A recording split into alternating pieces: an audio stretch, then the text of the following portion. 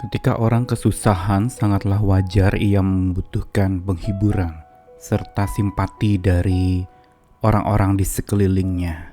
Mungkin juga dari lembaga rohani atau tempat ibadah yang ia rindu untuk dilayani, dihibur dan dikuatkan.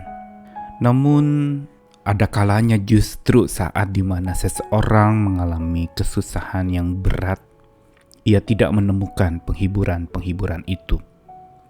Dicari dimanapun ia tidak mendapatkannya. Mencoba mengikuti orang-orang tertentu yang dianggap dapat menghibur ternyata tidak kunjung datang. Dan kekecewaan pun menambah kesedihan yang sedang dialami, kesengsaraan yang sedang diderita, dan beban berat yang sedang dipikulnya. Hanya banyak kali justru Tuhan membiarkan umatnya ada di dalam sebuah kesengsaraan dalam waktu yang begitu lama. Dan bukan saja membiarkan saat kesengsaraan itu datang, tetapi Tuhan juga membiarkan orang-orang itu tidak mengalami penghiburan. Sesungguhnya apa tujuan Tuhan melakukan pembiaran itu? Apakah karena Dia tidak mau menolong? Apakah karena Dia tidak memperhatikan? Atau apakah Dia tidak dapat menghibur dengan kasih-Nya? Jelas bukan itu. Pembiaran Tuhan terhadap orang-orang percaya yang tidak memperoleh penghiburan di dalam kesusahan hidupnya sesungguhnya merupakan sebuah pembelajaran yang sedang Tuhan lakukan buat orang itu. Belajar apa? Belajar bahwa penghiburan dari manusia itu sangat terbatas, mengecewakan, dan satu-satunya penghiburan yang memang Tuhan ingin ajarkan seseorang itu menemukannya adalah bahwa itu hanya dari Tuhan. Penghiburan yang dari Tuhanlah sesungguhnya yang paling dibutuhkan dan paling mujarab untuk memberikan pengharapan kepada orang yang sedang mengalami kesusahan.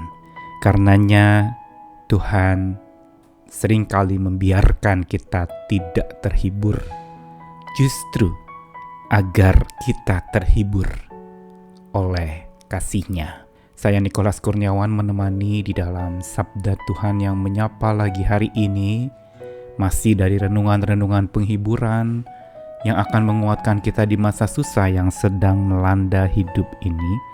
Kali ini dari kitab Ratapan yang ditulis oleh Yeremia, nabi peratap yang penuh dengan tangisan di dalam masa pelayanannya. Dia menangisi Yerusalem, kota suci yang hancur lebur, yang tumbang karena dosa manusia. Orang-orang di dalamnya yang notabene orang yang beribadah dan beragama, tetapi melakukan dosa yang melukai hati Tuhan, sehingga Tuhan mendatangkan hukuman atas mereka. Ratapan pasal yang pertama, ayat 1-4.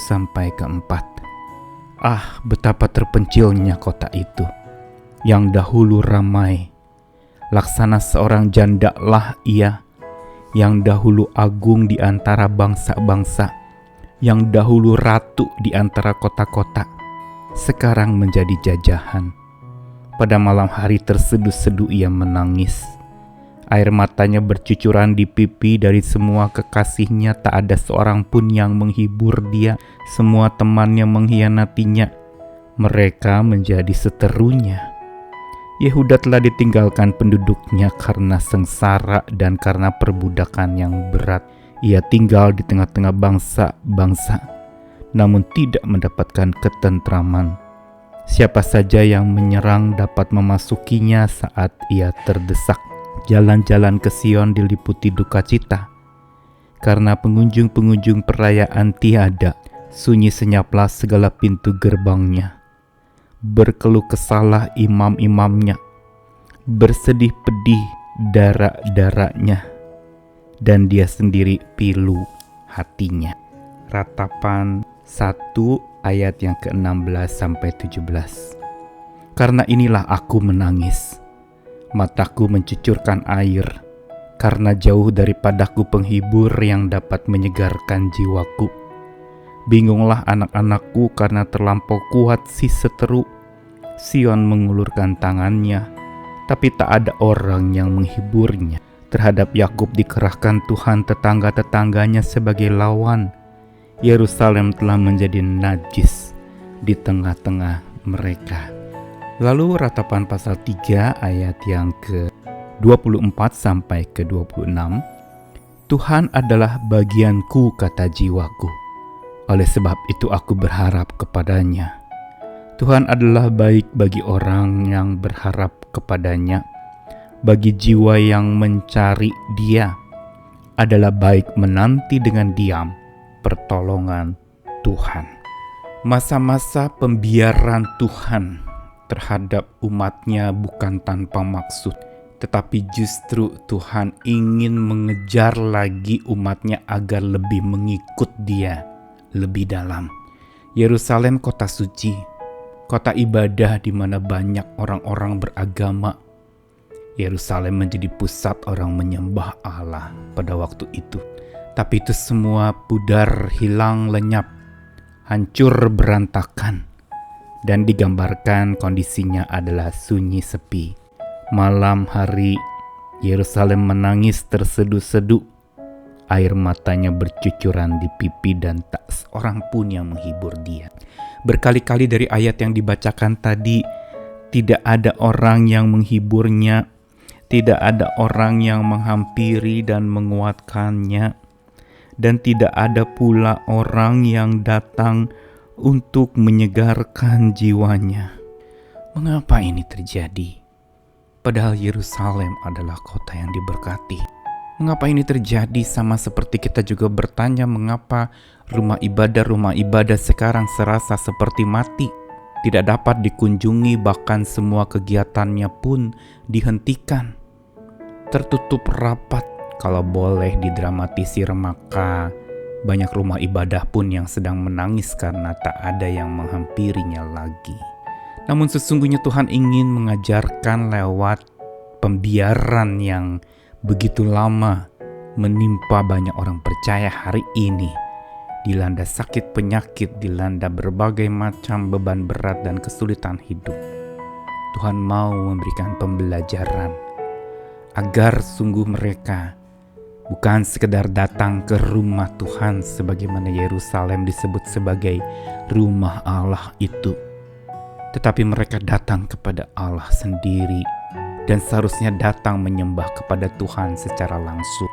Bukan lagi dan hanya sekedar di rumah Tuhan, tapi datang menghadap dan berserah kepada Tuhan secara pribadi, mengalaminya. Begitu juga mengalami penghiburan langsung dari Tuhan.